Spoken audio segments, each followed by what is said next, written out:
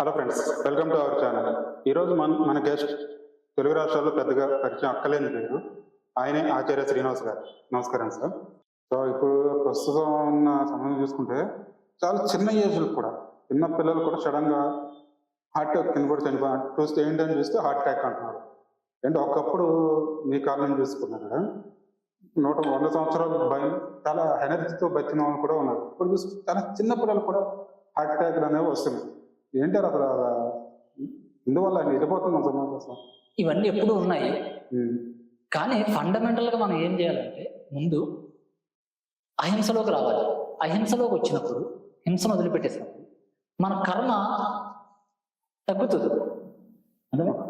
ఇప్పుడు సఫరింగ్ ఎక్కడ వస్తుంది? సడన్ గా రోడ్డు మీద వెళ్తున్నాను, యాక్సిడెంట్ అయింది. ఎక్కడి నుంచి వచ్చింది యాక్సిడెంట్? మీ యొక్క గత కర్మ నుంచి వస్తుంది అది. గత జన్మ కావచ్చు, నిన్న కావచ్చు, మొన్న కావచ్చు, అదంతా గతమే. నిన్న ఒక గంట క్రితం వరకు కూడా అదంతా గతమే. ఆ గతంలో చేసిన బ్యాడ్ కర్మ యొక్క రిఫ్లెక్షన్ ఇలా మీరు మళ్ళీ మీ దగ్గర తిరిగి వస్తుంది. మంచి చేస్తే మంచి, చెడు చేస్తే చెడు వస్తుంది. లాటరీ తగిలింది ఒక ఆయనకి 50 లక్షలు. ఎక్కడ ఎలా తగిలింది లాటరీ? ఆయన యొక్క పుణ్యకర్మ ఉంది, గతంలో దాన ధర్మాలు చేస్తున్నాడు. ఓకే, ఆ పుణ్యం ఏమో భోగాలకు వస్తుంది. మనకేం చెప్పారంటే పూర్వజన్మ కృతం పాపం వ్యాధి రూపేణ పీడ్యతే. ఓకే, పూర్వజన్మ కృతం పుణ్యం భోగ రూపేణ శోభతే. అది కాబట్టి ఎప్పుడైతే అహింసలోకి వస్తామో ఫస్ట్ మన ఈ ప్రజెంట్ కర్మ ఆగిపోతుంది. హింసలో ఉంటే ఏమవుతుంది? ఆ కర్మ కంటిన్యూ అవుతుంటుంది. ఆ కర్మ యొక్క రిఫ్లెక్షన్ మళ్ళీ అనుభవించాలి. అదే అసలు చూసుకుంటే మోక్షం అంటే ఏంటి సార్? అసలు మనిషికి మోక్షం సంపాదించాలంటే ఏ విధంగా, ఎలాంటి పనులు చేయాలి? మోక్షం అంటే ఏంటంటే దీన్ని ముక్తి అంటారు. ఇంకొక మంచి పదం ఏంటంటే జీవన ముక్తి.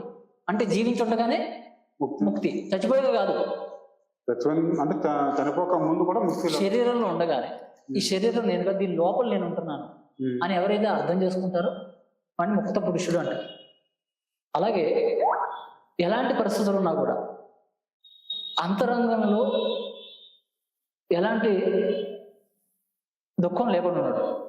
అది దుఃఖాన్ని జయించడమే మోక్షం. ఎందుకు వ్యామనకి అయింది, వీర బ్రహ్మణ స్వామికి అయింది. ఇప్పుడు బిజీ షెడ్యూల్ అనుకుందాం. జనక మహారాజు ఎంత బిజీగా ఉండేవాడు? జనక మహారాజుకి అయింది. శ్రీకృష్ణుడు బిజీ కదా? శ్రీకృష్ణుడు ఏమన్నా ఊరికే తిరిగేవాడా రోడ్డు మీద? శ్రీకృష్ణుడు మోక్షం పొందలేదు. గౌతమ బుద్ధుడు ఏమన్నా బిజీ కదా? చక్రవర్తి బిడ్డ. మరి ఆయన మోక్షం పొందలేదు. ఎవరైనా పొందుతారు, వాళ్ళు పెట్టుకుంటే అవుతుంది. అదే సాధన చేస్తే అవుతుంది. ఇక్కడ ప్రశ్న అడగాలి మీరు, మోక్షం ఏమి సాధన? మోక్షం ఎలా వస్తుంది?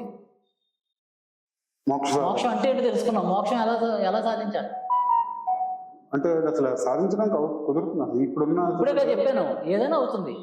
అది చెయ్యాలంటే ఏ విధంగా చేయాలి? అసలు మోక్ష ధ్యానాన్ని పట్టుకోవాలి. అది ధ్యానం ద్వారా జ్ఞానం వస్తుంది, జ్ఞానం ద్వారా ముక్తి వస్తుంది.